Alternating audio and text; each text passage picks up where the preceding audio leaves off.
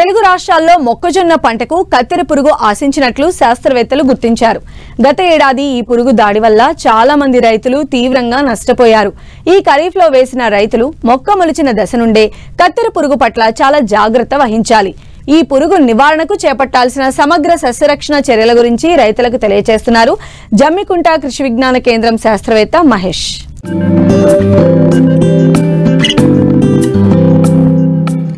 వాణిజ్య పంటల్లో మొక్కజొన్న కూడా ఒకటిగా మారింది. ఆహారంగానే కాక దాణా రూపంలోనూ, పశువులకు మేతగాను, వివిధ పరిశ్రమల్లో ముడి సరుకుగాను ఉపయోగిస్తారు. వర్షపాతం ఆశాజనకంగా ఉన్న ప్రాంతాల్లో ఖరీఫ్లో వర్షాధారంగా మొక్కజొన్నను సాగు చేస్తున్నారు. ఆంధ్రప్రదేశ్ కంటే తెలంగాణలో ఖరీఫ్ విస్తీర్ణం అధికంగా ఉంది. ఇప్పటికే కొన్ని చోట్ల పంట చివరి దశకు చేరుకోగా మరికొన్ని చోట్ల కండె పోసుకునే దశలో ఉంది. అయితే గత ఏడాది తీవ్రంగా నష్టపరిచిన కత్తెర పురుగు ఈ సంవత్సరం కూడా ఆశించిందని శాస్త్రవేత్తలు చెబుతున్నారు.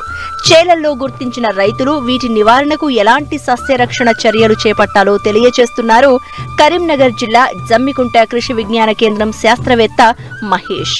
మన మొక్కజొన్నలో అధికంగా ఉధృతి నష్టాన్ని కలిగించే కత్తెర పురుగు యొక్క మొదటి దశలు మరియు దాని యొక్క నివారణ తెలుసుకుందాం. మనకు కత్తెర పురుగు అనేది ముఖ్యంగా 3 లార్వాల దశలో ఉండి మన మొక్కజొన్న పంటను చాలా అధికంగా నష్టపరుస్తూ ఉంటుంది. మొదటి లార్వా దశలో అది మొక్కజొన్న యొక్క ఆకుల యొక్క పత్రరతాన్ని పీల్చుకుంటూ గీకి తినడం ద్వారా మనకు మొక్కజొన్న పత్రాలపై తెల్లటి మచ్చలు కనిపిస్తాయి. అది మనల్ని మొదటి లక్షణంగా మనము తీసుకోవచ్చు.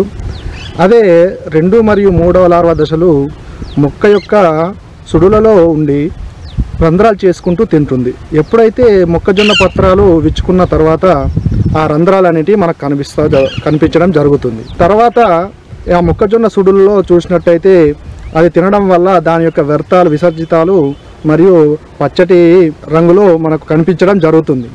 కత్తెర పురుగు యొక్క నివారణకు గాను ఇమామెక్టిన్ బెంజోయేట్ అని మందు మనకు మార్కెట్లో లభ్యమవుతుంది. దాన్ని 0.4 గ్రాములు లీటర్ నీటికి కలిపి పిచికారి చేసినట్టయితే మనకు సమర్థవంతంగా నివారించుకోవచ్చు. అలాగే క్లోరాంత్రిప్రోనిల్ అని ఇంకొక మందు లభ్యమవుతుంది. దాన్ని కూడా మనము 0.4 మిల్లీలీటర్లు 1 లీటర్ నీటికి కలిపి పిచికారి చేసినట్టయితే ఈ కత్తెర పురుగుని మనం నివారించుకోవచ్చు. ఒకవేళ ఇలా కాకుండా లార్వా దశ అనేది 3.5 లార్వా దశలు ఉండి ఉధృతి అనేది ఎక్కువ ఉన్నట్టయితే మనము విషపు ఎరను తయారు చేసుకోవచ్చు. మరి ఆ విషపు ఎర తయారు చేసుకొని దాన్ని అప్లై చేసినట్టయితే మనము సమర్థవంతంగా నివారించవచ్చు. ఒక 10 కిలోగ్రాముల తౌడును తీసుకొని దానికి 2 కిలోగ్రాముల బెల్లంని 2 లేదా 3 లీటర్ల నీటిలో కలిపి ఒక 24 గంటలు దానిని నిల్వ ఉంచాలి. ఎప్పుడైతే పంటకు వేసుకోవాలనుకుంటున్నామో దానికంటే అర్ధగంట ముందు థయాడి కార్పుని మనము 100 గ్రాములు కలుపుకొని ఆ సుడులలో విషపిరలుగా తయారు చేసి అందులో వేసినట్టయితే కత్తెర పురుగుని మనం సమర్థవంతంగా నివారించవచ్చు.